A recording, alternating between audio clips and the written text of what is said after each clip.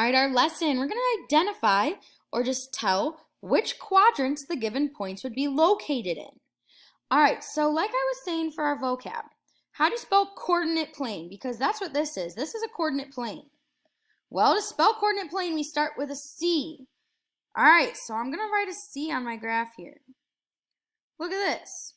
This C is going to tell us and guide us through the quadrants. Quadrant 1 is where we're going to start, the first part of that C. Then quadrant 2, we're going to go back. Quadrant 3, and then quadrant 4.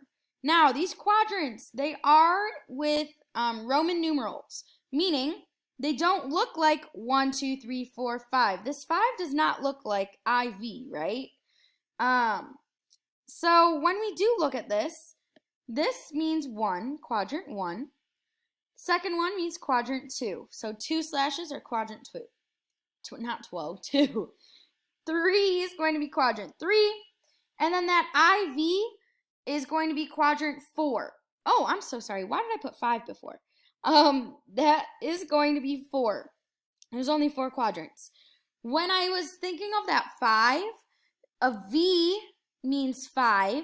And if you have 1 in front of it, in Roman numerals, in Roman times, they would, if you have a smaller number in front of a larger number, so this V represented 5, and then this 1 represented just 1, they would subtract. So 5 minus 1, which would give us 4. So that's why this is quadrant 4, quadrant IV. All right, now let's take a look. Remember, when we're graphing, we're going to go down the hallway first, then up the elevator, or down the elevator. So we're going to go down that hallway to the right or to the left first, then up or down.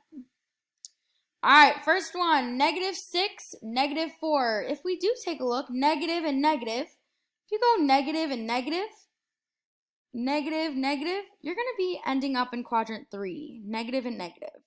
So if you go -6, -4, so -6, 1, 2, 3, 4, you're going to be down here.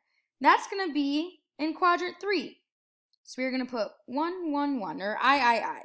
Or you can put 3, the letter 3, because I know you're typing and that's okay. That's fine.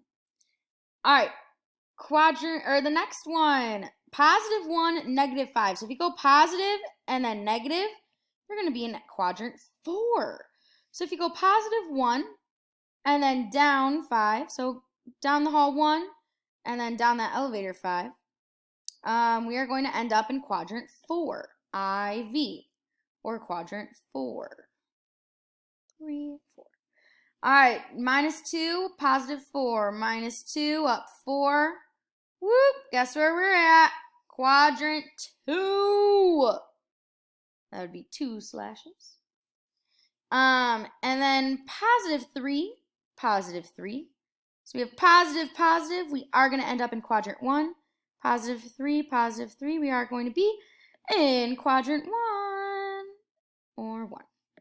And that's it for that first part. Great job.